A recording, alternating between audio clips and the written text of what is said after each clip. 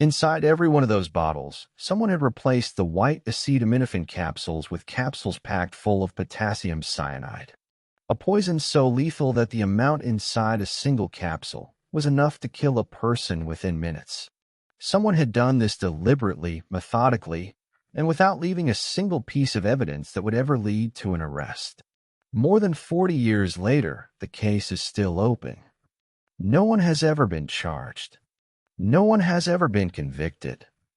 And the person who walked into Chicago area pharmacies and grocery stores in the autumn of 1982, poison medicine on the shelves, walked back out into the world and was never caught, may have died of old age by now without ever facing a single consequence. This is the complete story of the Chicago Tylenol murders. It is the story that changed the way medicine is packaged everywhere in the world. It is the story that introduced the phrase product tampering into everyday American life. And it is one of the most deeply unsettling cold cases in modern history because the fear it created was not the fear of a specific person or a specific place. It was the fear of something far harder to defend against. The fear that any ordinary object, in any ordinary store, on any ordinary morning, could be the last thing you ever touch. To understand the full scope of what happened in September 1982, you need to understand what Tylenol meant to America at that moment. Johnson & Johnson had introduced the brand as a mainstream consumer product in the 1970s, and by 1982, it was the best-selling over-the-counter painkiller in the country. Americans trusted it completely and instinctively in the way that people trust things they have been using without incident for years. It was in almost every medicine cabinet in the country. It was the thing parents reached for when their children had fevers. It was what people took for headaches, for colds, for the minor aches that are part of ordinary life. Giving someone a Tylenol was an act of care, so routine it required no thought whatsoever. That trust was the weapon. Whatever the killer used to commit these murders, the real mechanism was the absolute, unexamined trust that millions of Americans placed in a bottle of medicine sitting on a store shelf. Nobody checked. Nobody opened the capsules to look inside before swallowing them. Why would they? They were sealed. They came from a reputable company. They had been bought from a legitimate store. The idea that someone might have opened those bottles and replaced the contents with poison was so far outside the framework of how people understood commercial medicine that it simply did not occur to anyone as a possibility. The first indication that something connected these deaths came from a firefighter-paramedic named Philip Capitelli. He had responded to the Janus family calls, and something about the pattern of the collapses troubled him. He reached out to a colleague who had also been called to deaths that day. They compared notes. They made phone calls. And by late Wednesday evening, a nurse named Helen Jensen at a local hospital had begun asking the question that would blow the case open. She had a theory. She wanted to know if any of the victims had taken Tylenol. The answer was yes. Every single one of them. What followed was one of the most extraordinary emergency responses in American consumer history.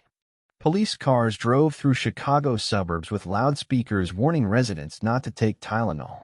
Volunteers went door to door. Johnson & Johnson issued a nationwide halt on production and advertising and began a recall that would eventually pull an estimated 31 million bottles from circulation at a retail value of over $100 million. Pharmacies and grocery stores pulled every bottle they had. People across the country found their Tylenol and threw it away. The entire American relationship with over-the-counter medicine changed in the space of 72 hours. And somewhere in Chicago or its suburbs, the person who had done all of this watched the panic unfold and did nothing. The investigation that immediately launched was one of the largest in American law enforcement history at that point. The FBI was involved. The FDA was involved. Local and state police were coordinating across jurisdictions. Investigators pulled bottles from stores, tested their contents, and mapped which specific lots and which specific stores had been targeted.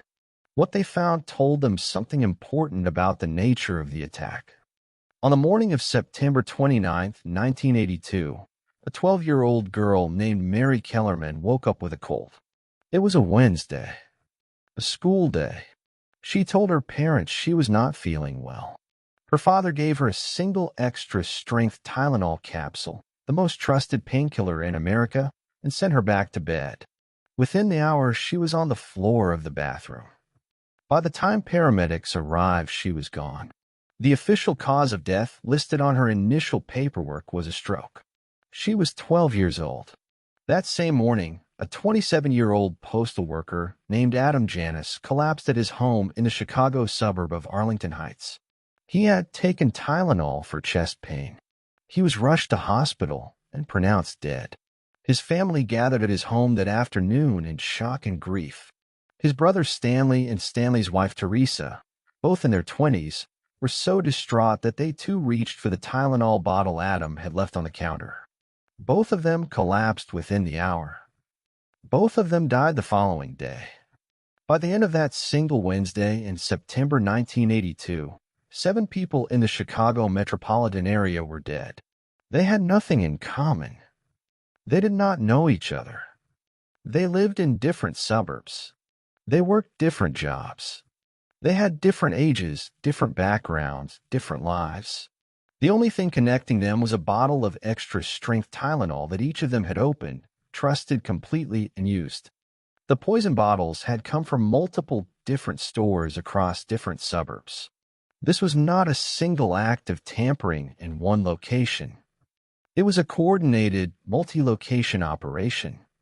Someone had obtained Tylenol bottles, opened them, replaced capsules with cyanide-filled ones, resealed them with extraordinary care so they showed no obvious signs of tampering, and then returned them to the shelves of multiple different pharmacies and grocery stores across a broad geographic area. This required planning. It required materials. It required multiple trips. And it required a willingness to kill strangers completely at random, with no way of knowing who would pick up any given bottle or when. The FBI and local investigators built a profile of the likely offender. Someone with access to potassium cyanide, a chemical used in certain industrial processes and available to people with specific professional backgrounds. Someone familiar with Chicago area retail geography. Someone with the patience and precision to carry out a multi-location poisoning operation without being observed. Someone who had a reason to do this, or who simply wanted to cause terror and chaos without any personal connection to the victims. That last possibility, the random terror motive, was the most terrifying of all to investigators. Because a killer with no connection to any victim and no specific grievance against any person or institution leaves almost nothing to trace. There is no relationship to map, no motive to uncover, no argument or history or threat that preceded the crime. There is only the act itself and whatever physical evidence it left behind. The physical evidence was almost nothing. No fingerprints on the bottles that could be matched. No witnesses who remembered a specific person returning medicine to shelves. No receipts, no purchase records, nothing that placed a specific individual in possession of the materials or at the relevant locations at the relevant times. The killer had been careful. Or lucky. Or both. Within days of the murders, the first suspect emerged publicly. His name was James W. Lewis. He was a man with a history of serious criminal conduct, including a case involving the death and dismemberment of a client in Kansas City who had trusted him with financial matters. Lewis had fled Kansas City when that investigation began and had been living under various identities. In October 1982, just days after the murders, Johnson & Johnson received an extortion letter. It demanded $1 million and claimed responsibility for the poisonings. The letter was traced to James Lewis. Lewis was arrested in New York in December 1982. He had been hiding in the New York Public Library, using it as a kind of office while he sent correspondence under a false name. When investigators searched his belongings and his residence, they found drafts of the extortion letter. They found books about poisoning. A confidential law enforcement document later indicated his fingerprints had been found on pages of one of those books specifically related to cyanide. Lewis was convicted of extortion and sentenced to 10 years in prison. He served about half of that sentence. But he was never charged with the murders themselves. There was simply no direct physical evidence placing him in Chicago, placing him in possession of cyanide, or placing him at any of the stores where the poison bottles had been found. He maintained his entire life that he had written the extortion letter to draw attention to a grievance against Johnson & Johnson on behalf of his wife, but had nothing to do with the poisonings themselves. His claim was that he had exploited a terrible tragedy for financial purposes, but had not created it. Lewis died in 2023 at the age of 76. He never confessed. He never provided information that led to any other suspect. And he died as the closest thing the case had to a prime suspect, without ever being charged with the crime itself. The years after the murders produced other suspects and other theories that investigators pursued and could not conclusively close. A man named Roger Arnold had been overheard at a bar in Chicago discussing killing people with cyanide around the time of the murders. Police searched his home and found unregistered firearms, chemistry equipment, and books about poisons. No cyanide was found. He was never charged in connection with the murders. After his name became known to the public through press coverage, Arnold became convinced that the owner of the bar who had reported him was responsible for destroying his life. He set out to confront that person and mistakenly killed an innocent man instead, the wrong person who happened to be in the location he had targeted. Arnold went to prison for that killing and died there. The Unabomber, Theodore Kaczynski, has been mentioned in various analyses of the case. His first 4 male bomb attacks had taken place in Chicago and its suburbs between 1978 and 1980. His parents had a home in suburban Chicago in 1982. He denied ever possessing potassium cyanide. He was never seriously considered a primary suspect by investigators. In 2009, 27 years after the murders, the FBI conducted new DNA testing on some of the physical evidence. The results were not publicly disclosed in detail. A spokesperson said the testing had produced promising investigative leads. No arrest followed. The case remained open. The Netflix documentary Cold Case, The Tylenol Murders, which released in June 2025, introduced the story to millions of new viewers and brought fresh attention to a theory that had been circulating among investigators and researchers for years. The theory focuses not just on Lewis but on the specific geographic and logistical pattern of the tampering and what that pattern suggests about who could have carried it out, where they lived, and what their connection to the communities affected might have been. The documentary also featured a victim's daughter who had spent years pursuing new evidence and who had uncovered what she described as overlooked information pointing in a direction that official investigators had not fully explored. As of today, the case remains classified as an open investigation by the Chicago FBI field office. Investigators have said publicly that they still receive tips and still follow leads. The daughter of one of the victims told journalists that she occasionally hears from detectives when new developments arise. But there is something about this case that goes beyond the question of who did it and whether they will ever be identified. The Tylenol murders changed the physical world in a direct and permanent way. Before September 1982, most over-the-counter medicine in America came in packaging that could be opened and resealed without obvious signs of tampering. After September 1982, that was no longer acceptable. Johnson & Johnson, working with the FDA, developed the tamper-evident packaging that is now universal across the industry.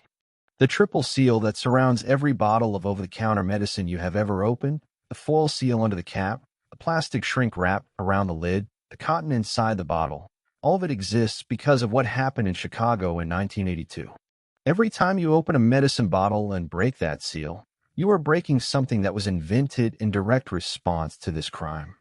The 7 people who died in those first 72 hours were Mary Kellerman, 12 years old, Adam Janis, 27, Stanley Janis, 25, Teresa Janis, 19 years old and newly married to Stanley, Mary McFarland, 31, Paula Prince, 35, and Mary Reiner, 27 years old, who had recently given birth to her 4th child and had taken Tylenol for the discomfort of a new mother. None of them knew each other. None of them did anything wrong.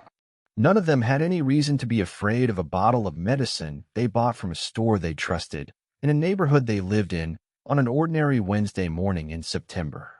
The person who chose to make that morning the last morning of their lives has never been held accountable for any of it. They may be alive today. They may have gone on to live decades of ordinary life in the same suburbs where those 7 people died.